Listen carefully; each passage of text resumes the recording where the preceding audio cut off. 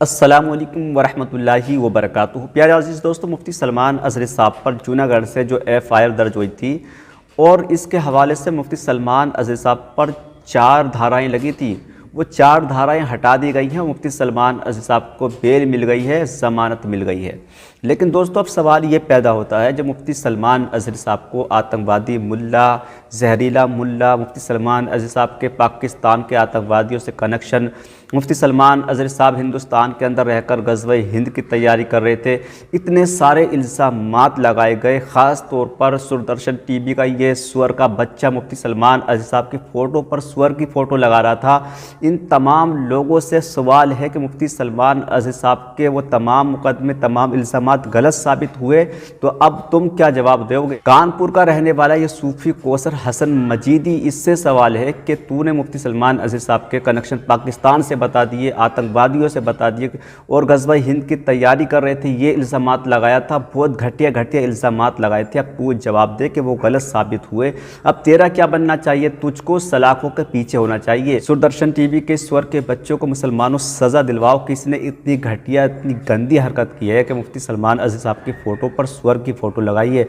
ये सुअर खाने वाला सुअर का बच्चा ऐसी हरकतें कर रहा है, मुसलमानों को भड़का रहा है कि किसी न किसी तरीके से गलत कदम उठाएं। दोस्तों, मुफ्ती सलमान अज़हरी साहब के बयान से तो आज तक कोई नहीं भड़का, लेकिन जो नफ़रत ये फैला रहा है, यकीन माने कोई ना कोई मुसलमान इसकी नफ़रत से भड़क कर कोई गलत कदम ज़रूर उठा देगा। तो इसलिए हमारी गुजारिश है सरकार से और यहाँ के कानून से कि इस दूरदर्शन TV वाले को जल्द से जल्द कोई ना कोई सज़ा दी जाए और इसको फांसी की सज़ा दी जाए, उसके चैनल को बैन किया जाए। दोस्तों, इसके लिए आप लोगों को भी मैदान में आकर इसके खिलाफ जो है FIR दर्ज करानी होगी, इसके खिलाफ नारेबाजी करानी होगी, इसको सज़ा दिलानी होगी, वरना ये ऐसी हरकतें करता रहेगा और करता रहा है।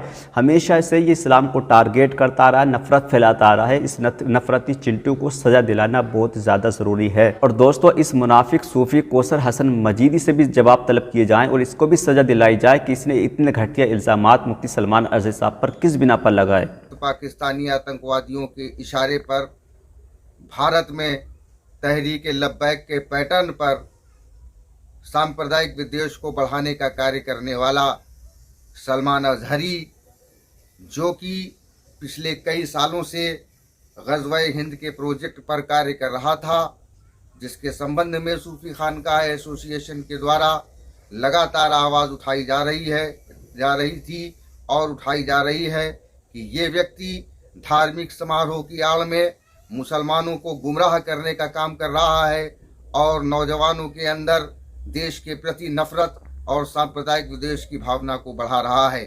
पिछले कई सालों के द्वारा इस मौलवी सलमान अज़हरी के द्वारा पूरे भारत में सैकड़ों सभाएं करके जहर उगलने का काम किया गया है।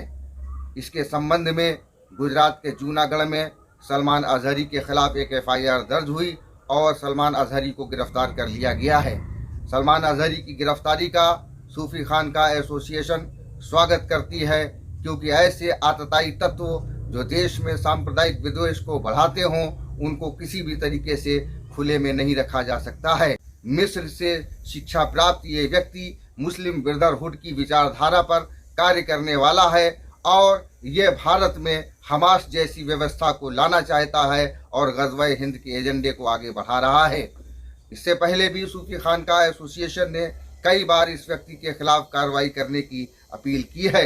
हमने आज पुनः एक पत्र केंद्रीय गृह मंत्री को और गुजरात प्रदेश के मुख्यमंत्री और DGP को लिखा है। हम मांग करते हैं कि सलमान अज़हरी को UAPA में निरुद्ध किया जाए और इसके पाकिस्तानी कनेक्शनों की जांच की जाए और साथ ही इसके जो अन्य सहयोगी जो भारत में हैं, जो पाकिस्तानी आतंकवादियों के समर्थक हैं और जो किस प्रकार से इस पूरे देश का माहौल ख़राब करना चाहते हैं, इन सारी चीज़ों की जांच कराई जाए और इस व्यक्ति को कठोरतम दंड दिया जाए, ताकि ऐसे देश तोड़ने वाले तत्व अपनी हदों में रहें। और साथ ही सरकार को ये भी संज्ञान में लेना चाहिए कि जिस प्रकार एक अपराधी के समर्थन में पूरे देश में लोग सड़कों पर उतर रहे हैं, तो इसके पूर्व भी हम लोगों ने अवगत कराया था कि ये लगातार लोगों में विषगमन करके अपना आधार बना रहा है। अभी भी समय है इस पर और इसके समर्थकों के खिलाफ सख्त से सख्त कार्रवाई की जाए।